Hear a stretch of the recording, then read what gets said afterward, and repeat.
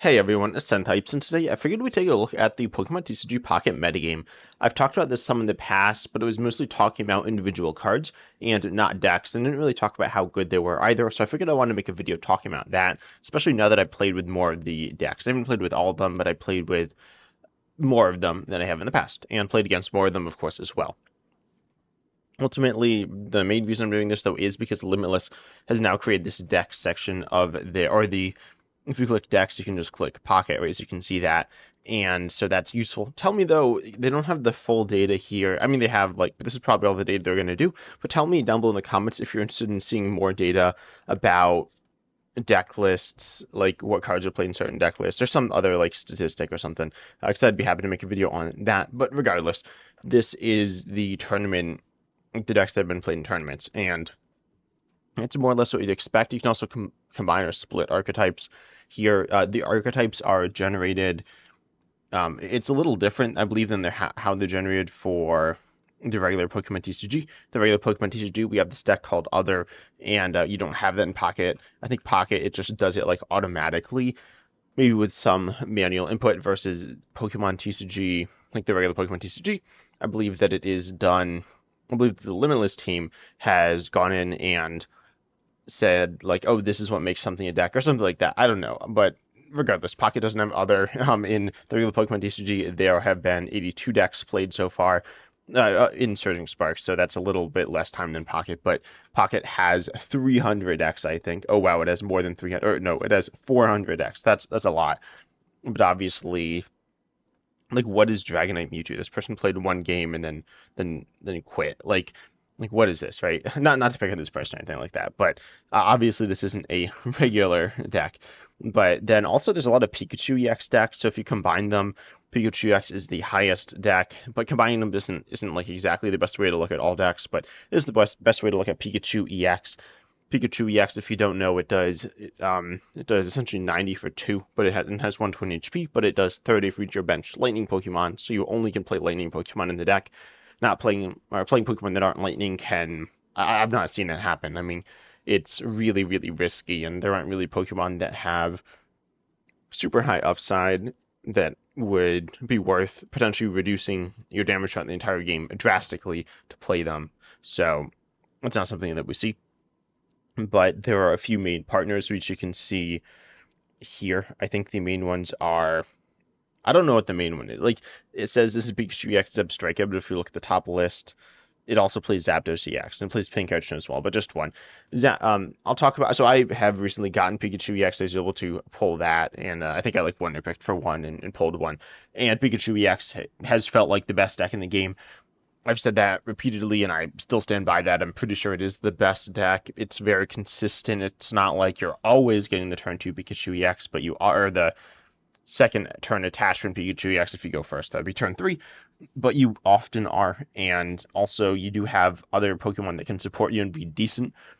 I have the Zebstrika Zapdos EX build right now.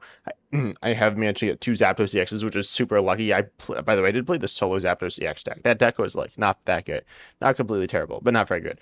But you have Pikachu EX, you have Zapdos EX, and playing EX is really good. I don't know if like every list is playing 2 Zapdos EX, but it seems like pretty much they all are.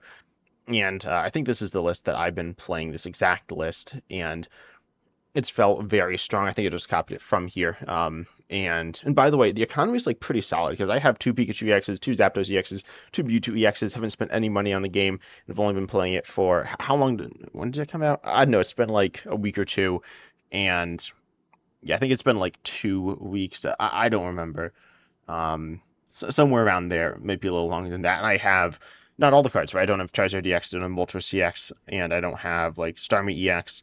But I do have Pikachu EX and Zapdos EX and Mewtwo EX. So the economy is like you can definitely afford. You can get some good decks for completely free. But regardless, Pikachu EX is very strong. Zapdos EX is pretty solid. Ultimately, like the metagame on the in playing against people, I've seen mostly Mewtwo EX, Pikachu EX.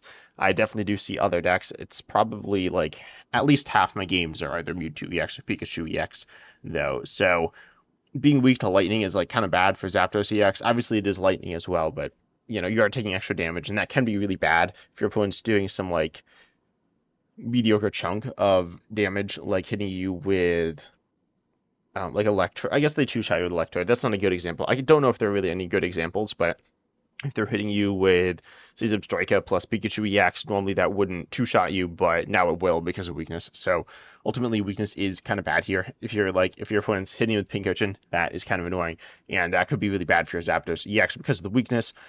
But it's not like a massive deal. Overall, the fighting weakness is not really bad. We'll take a look at some of the fighting decks that are played some, but they don't really. The weakness doesn't matter that much. It's plus 20 if you didn't know, but Pikachu EX is really good. Zapdos EX is really good because you can force your opponent to have to knock out a Pokemon EX for their last singular point, but then they have to essentially take an extra point, which is a really, really big deal. Generally, it's not always a massive deal, but usually it is. So the idea is to have 2 EXs knocked out, or maybe 2 1-point Pokemon knocked out, and then an EX. There are definitely games that I played where I've had a 1-point Pokemon knocked out, and then I've sent up an EX and gone in with EXs the rest of the game, and then you're not forcing your opponent to take that extra point, but still, the cards are really good, right? But playing EXs and potentially forcing them to take that extra point is really good. That's a big reason why EXs are so good, because there isn't too much counterplay to that, as we'll see with the Articuno EX deck, which I will talk about. But Pikachu EX is really good. Zebstrika is solid for its 30 snipe, and Blitzel's 20 for 1's not bad. I mean, it's the same thing as on Zapdos EX, but it is solid. Pincushion is definitely a card that I don't really like playing with. I mean, I don't like coin flips live, or not live. Pocket has a lot of, I'd say, issues with coin flips. Like, coin flips don't feel fun in Pocket. Of course, there's the coin flip at the beginning of the game, which can decide games. It doesn't decide games all the time. I'd say it decides games maybe like 20% of the time, which isn't most games, but it certainly is like a good chunk of games. And then Pincushion is like a mod for coin flip. Games can definitely come down to a coin flip on Pincushion. Zapdos EX flips 4 coins, 50 for each heads. Games can come down to coin flips on Zapdos EX. There's a lot of coin flip cards. Misty it's not great. I mean, it's really good. It's in terms of metagame health, it's not great, but regardless, these cards they're solid. Then you have the Electrode. The Electrode's probably the one that I'm looking at the most. Honestly, like Zebstrika is kind of fun. The 30 snipe can finish things off or apply pressure to your opponent's bench if they're doing some kind of like setup style, deck with I don't know, maybe like Moltres CX if they're setting up behind that and just have Charmander. But if they evolve it too quickly, then Zebstrika loses value. But still, the extra damage is probably always nice for getting a knockout with Zapdos EX or Pikachu EX once the Charizard EX finally hits the active. But Electrode has free retreat, and it has 80. It has like it has solid stats. 70 for 2 is pretty solid. It's quite good. There are some other cards like it, and Electrode is definitely a card that has it has free retreat, right? Electrode's really good because of free retreat, and that allows you to attack with Pikachu EX easier. If you just want to attack with Pikachu EX, then Electrode's definitely the Pokemon to do that. I don't have Electrode, but I think it's quite good. And then you do have the Raichu as the last. I don't know what's in these Pikachu EX Zapdos EX stacks. Oh, okay, yeah. I thought this was like an evolution for some reason. But you're looking at like 6, 7 basics in Pikachu EX stacks. I'm looking around and I haven't really seen decks with more, and maybe I've seen some with 8, but regardless, 6 to 8 basics is pretty fair with Pikachu EX. You need 4 in play for Pikachu EX. You need Pikachu EX to attack and then 3 on the bench. If you don't have that, that's quite bad for you. But then also if you play too many, you won't ever really start Pikachu EX. So some things to consider there. But anyways, then you have the Raichu variant. And the Raichu variant, I've seen it play Magneton. Don't know. Oh yeah, you can play Zapdos as well, which does 100 for 3, 30 to your bench Pokemon. I haven't really seen this too much, and I haven't played it either. Ultimately, I don't know if this is particularly good, but it does allow you to do a good chunk of damage, and is also good against. It's good. Like it's just pretty solid, I guess, but it's expensive as well. A lot of your Pokemon are trying to be relatively cheap, except for the Raichu itself, which does 140 for 3, but you can use Lieutenant Surge, and you really have to. Again, I haven't played with this deck, but I played against a good few times, and obviously you got the Pikachu EX stuff going on, but then Lieutenant Surge to move all your lightning energy from your bench Pokemon to your Raichu, Electrode, or Electabuzz in the active. I forgot I could move it to Electrode. I haven't really seen that with Electrode, but theoretically you could do that. I don't think people are doing that. It's really good with the Raichu because Raichu does 140. It's really strong. Like, it's way stronger than your Pikachu EX. It does 50 more. And so this will hopefully be getting knockouts on the things you need it to. It does not get a knockout on Mewtwo EX, which is a pretty big issue, I guess. I mean, I haven't played Mewtwo. I've never really seen. I've seen Raichu used some, but you can't get a knockout on a Mewtwo EX. You can use Giovanni to do so, but then you're not using Lieutenant Surge that same turn. So that's not really something that you'll ever see happen. You're not going to Lieutenant Surge first, because then you have all your energy on your Raichu, and it needs to be that. It's just something that can't really happen here. But regardless, Lieutenant Surge to Raichu is a way to one-shot a good chunk of Pokemon. Certainly more than Pikachu EX and generally more than Zapdos EX, but against Mewtwo EX, sometimes you just need to flip with Zapdos EX. And you can play Magneton, which accelerates to itself to kind of set up these Raichu combos, which is okay. There's a lot of moving pieces in this deck, and you do have theoretically really high upside with Raichu if you're able to pull that off, and you can even use it back to back, but that's kind of sketchy. And you're probably going to get less value out of Pikachu EX, so I don't really think Magneton's the play within Pikachu EX. It's not like super common. I've definitely seen the Zebstrika, the Electrode, and the Raichu. Raichu is a little less than Zebstrika and Electrode. Also, Pincurchin's pretty solid. But regardless, Zebstrika, I think it's in like so Raichu's in the Pikachu pack. Is Zebstrika in all the packs? I don't remember. I think it is. Yeah, Zebstrika's in all the packs, so you should probably have Zebstrika. Certainly, if you have Pikachu, you should have Zebstrika. And so that one's solid, Electrode's solid. There's just a bunch of different Pokemon you could put in there. I've seen like Helioptile and Heliolisk. Wait, which is it? Yeah, Heliolisk is the evolution. I didn't remember which was which is like, this card's okay. If you do 80 turn 2, that's like quite good, but obviously that's kind of risky. I'd ultimately play Electrode over that, and I've seen Tynamo. I mean, what are all the lightning Pokemon in the game? I've seen a lot of them in the deck. I've seen, Tynamo. I guess I've seen all the basics in the deck. I don't know if I've seen Electabuzz, but I might have. But regardless, what you're looking at will be, there's a good chunk of evolutions, which are good in the deck. Then Mewtwo EX, there's not too much to say about Mewtwo EX. There's really one build, Mewtwo EX Gardevoir, and you have, this list plays a regular Mewtwo. You use Gardevoir to power up Mewtwo EX. You really need Gardevoir in play. I have played it with Meowth as well, and I found Meowth to be okay. I've seen other people play Meowth as well. I don't know if it would be under here. Ultimately, I think Meowth is solid. Meowth is a pretty interesting card that says you draw one for 1 energy. It is colorless, and it does 10 damage as well. The times when the 10 damage is nice. Ultimately, it kind of messes with your prize trade a lot because you do want to go into the thing where you can attack with 2 Mewtwo EXs, and obviously you can't do that if you don't have. If you get a Pokemon knocked out, you can, but you can't get 2 you can't. If one goes down, then you lose, right? You could switch between them, but if one goes down, you lose. And so then you're in this like weird situation. Maybe you want to attack with Gardevoir or something. It's quite strange, but also if you don't get Gardevoir set up, you probably lose, right? Like, you have Mewtwo's 50 for 2, and then you have Giovanni and Sabrina and whatever, but ultimately, Mewtwo EX isn't going to really do anything without Gardevoir. I mean, you're not going to be able to side drive twice. If you don't have Gardevoir, you need to side drive twice probably to win games, right? Your opponent will control the prize mapping, and then if you can't side drive twice, you won't be able to win. Drawing into Gardevoir is kind of sketchy. It's something you'll sometimes get. If you get it on turn 3, you'll probably win the game. Ultimately, Mewtwo EX is better than Pikachu EX if it sets up. Obviously, it doesn't really do much if it doesn't.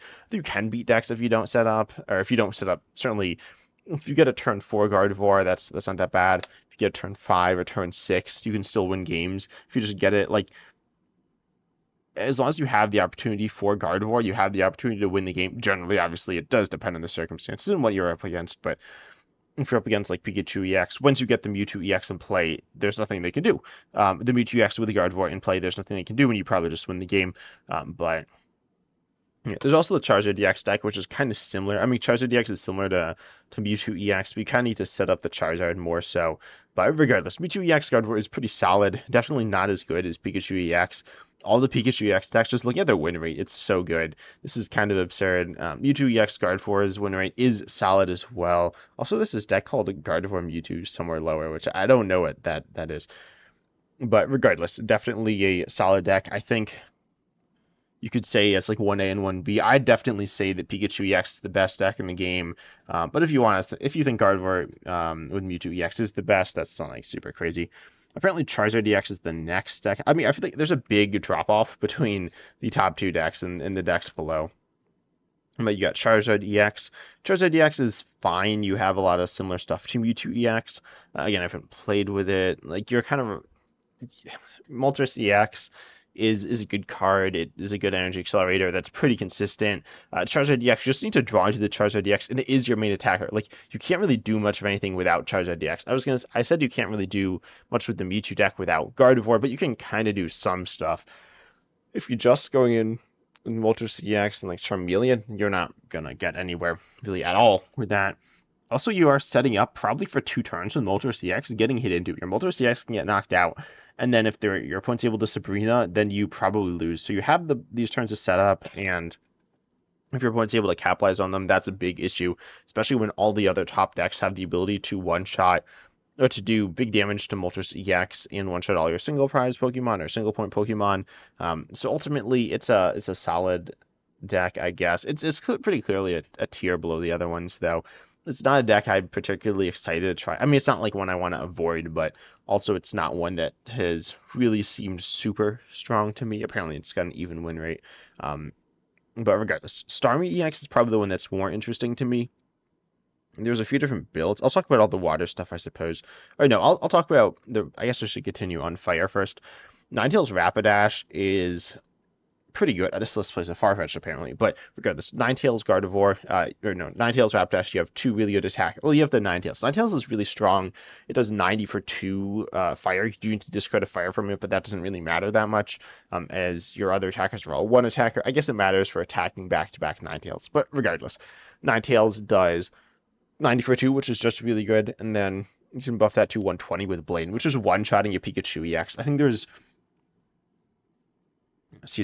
like serious potential with the deck, but you do need to get things going in the right way, and you don't always get that right.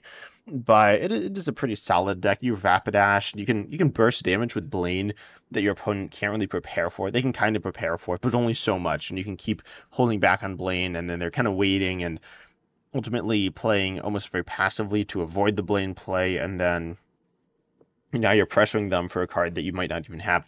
So you do have pretty strong stuff going on here with Ninetales and Rapidash if you view them as 120 or 70. 70 for 1 is obviously really good, especially like turn 2 going first. This is one of the decks that can do really big things turn 2 going first and turn 2 going second. And it's just like you have really, really strong opportunities, but you don't always get them. And then ultimately your attackers aren't that strong in terms of HP specifically. Like they're not living hits. You do need to sometimes rely on Vulpix like stalling to win your game through coin flips, which is kind of sketchy. And ultimately you can't always like win if you can't get your Ninetales set up. If your opponent just starts going quickly and not getting your Pokemon, you will end up losing the game.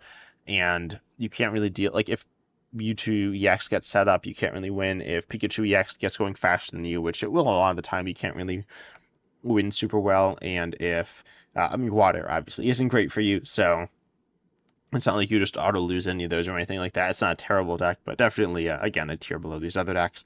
Though I think it's only like 1 tier below. I think it's a solid deck. Definitely one I'm kind of interested in playing. Then we got the water stuff. You have Starmie EX, Articuno EX, and Greninja. I'm not exactly familiar with all the differences between Starmie EX, Greninja, and Articuno. Like, these also play... Now, what is this? I kind of assumed... So apparently this one plays Kangaskhan and Farfetch'd. I thought they played Articuno EX as well. This is kind of what I was like, what I think of water. This is what I think of Greninja to play some extra damage. I honestly haven't played against much Greninja.